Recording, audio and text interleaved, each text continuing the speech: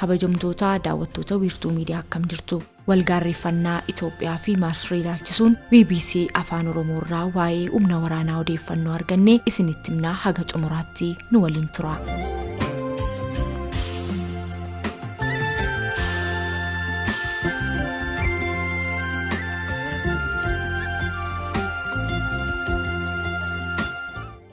Sababa hidha haaromsaa laga Abbayyaa irratti ijaarameen waggootaaf muddama keessa kan seenan Itoophiyaa fi Masriin booda kan immoo inuma muddamni isaanii ittuma hammaateera. Biyyoonni lamaan ollaa walii miti. Haa ta'u malee waraanni Masrii Somaaliyaa seenuu hordofee Finfinnee fi Kaayiroon wal duraa dhaabbataniiru. Hariiroon biyyoota lameenii duraanuu kan hammaatee Somaaliyaa fi Masriin waliigaltee waraanaa erga tolfatanii booda xiyyaaronni waraanaa Masrii meeshaa waraanaa fe'een Moqaadishoo qubachuu isaaniiti. Itoophiyaa fi Somaalilaand waraanni Masrii Somaaliyaa keessatti akka qubatu taasifamuun nagaa fi tasgabbii Somaaliyaa fi gaanfa Afrikaa yaaddessaadha jechuun mormii dhageessisanii jiru. Ministeerri dhimma alaa Itoophiyaa ibsa baaseen mootummaan Somaaliyaa qaamota alaa naannicha jeequu fedhan waliin hojjetaa jira jechuun himatee ture. Masriin gamasheetiin qooda bishaan kiyyaa mirkaneessuuf tarkaanfiiwwan barbaachisoo fudhachuurraa duubatti hin deebi'u jechuun xalayaa akeekkachiisa fakkaatuun UN itti galchuun isee ni yaadatama. Hagayyaa bara 2024 biyyattiin xalayaa mana maree nageenyaa dhaabbata biyyoota gamtoomaniitti ergiteen Masriin faayidaa uummata ishee kabachiisuuf chaaktara UN bu'uura gochuun tarkaanfii hundaa fudhachuuf qophiidha jedhan. Barbaachi ulaa galaanaa Itoophiyaa fi Somaaliyaa kan walitti buuse yoo ta'u, eegasii Somaaliyaan biyyoota Itoophiyaa waliin hariiroo gaarii hin qabne waliin michummaa cimsiteetti. Itoophiyaa fi Masriin yeroo wal bira qabaman waraanni Itoophiyaa waggoota muraasa darban waraana biyya keessaa fi alaa keessatti qooda fudhateera. Waggoota 30 darban waraana Itoophiyaa fi Eertiraa akkasumas waggaa 2 dura immoo waraana waliinii kaaba Itoophiyaa keessatti hirmaatee jira. Isaan alaa waraanni Itoophiyaa biyyoota Afrikaa garaagaraatti nagaa kabachiisuun qooda fudhateera. Waraanni kaaba Itoophiyaa lammiilee nagaa fi qabeenyarraa qofa osoo hin taane waraana Itoophiyaas hubuun isaan oolu. Gama kaaniin walitti bu'iinsa hidhattoota waliin naannoo Oromiyaa, Amaaraa fi kaan keessattis qooda fudhachaa tureera. Gama Masriin waraanni waggoota 40 darban waraana guddaadha jedhamu keessatti hin hirmaanne ammoo biyyoota lixaarraa deeggarsa waraanaa argataa ture. Duulli waraanaa waraanni Masrii loltoota isaa kuma muraasa kan itti dhabee gammoojjii Sinaay keessatti gartuu Islaamic State waliin lolatti seenee ture. Waraana IS loltoota Masriitti baneen bara 2013 galee loltootni fi poolisoonni Masrii 3,200 ta'an ajjeefamuu yeroo tokko pirezidaantiin Masrii dubbatanii turan. Kanaan ala waraana guutuu keessa seeneen qabu.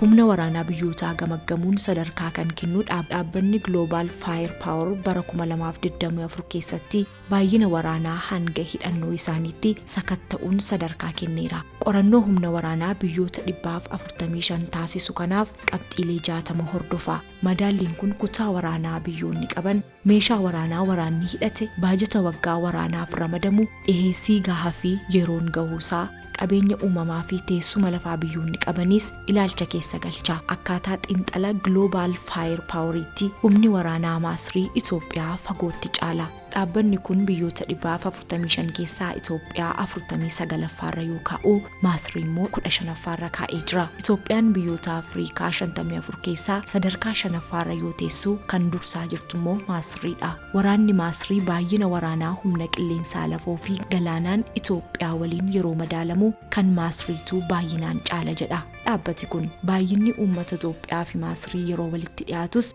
baay'ina waraanaan garuu garaagarummaa guddaatu biyyoota lamaan gidduu jira.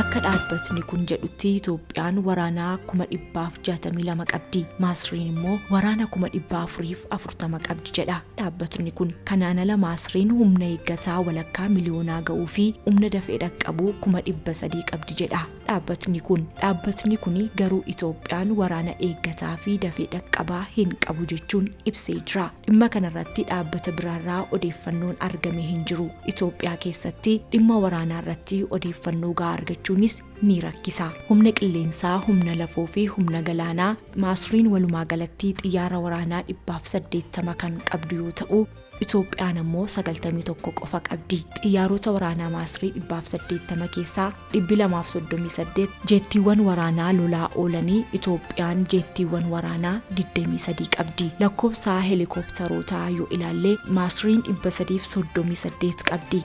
Humni qilleensaa Itoophiyaa ammoo helikoophterootaa 31 qaba. Xiyyaara fe'umsaa waraanaa leenjii fi xiyyaara ergama addaatiif oolan Masriin Itoophiyaa caalaa qabdi. Itoophiyaan konkolaattota waraanaa sibiilaa 10,000 ol kan qabdu yoo ta'u Masriin konkolaattota sibiilaa uffataan 77 ol qabdi. Gabaasa dhaabbata Firepower bara 2024 keessatti eeramuu baatus Itoophiyaan diroonii Turkii, Chaayinaa fi Iraan hojjetan xiqqaa hin taane qabdi. Masriin gamasheetiin diroonii lolaa kan qabdu yoo ta'u guutummaan guututti biyya keessaa kan oomishamanidha. Baha jiddu galeessaa fi Afrikaa keessatti humna galaanaa guddaa kan ijaarte Masriin dooniiwwan guddinaan wal caalanii fi faayidaa adda addaaf oolan 140 kan qabdu yoo ta'u irra caalaan isaanii kan Ameerikaa, Faransaay, Jarmanii fi Xaaliyaanitti tolchamanidha. Itoophiyaan ulaa galaanaa kan hin qabne yoo taatu humna galaanaa isheen deebistee ijaaraa jirtu ibsamullee ammatti doonii humna galaanaarraa waraanaaf ooluu hin qabdu.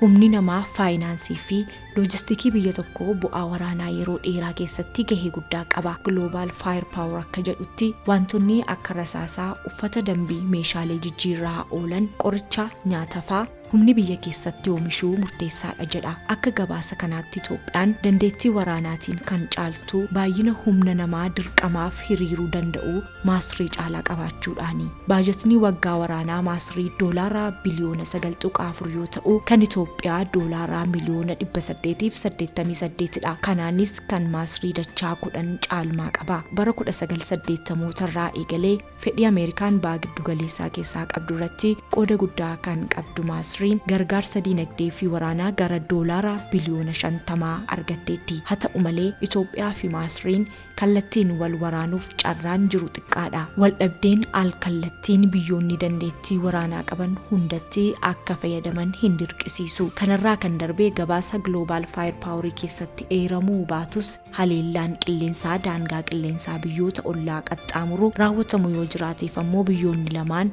sirna ittisa haleellaa qilleensaa ammayyaa akka qabanitu himama. Kabajamtoota daawwattoota wiirtuu miidiyaa kan isin faana ture ani Margee Tasfaatii nagaan nuuf tura.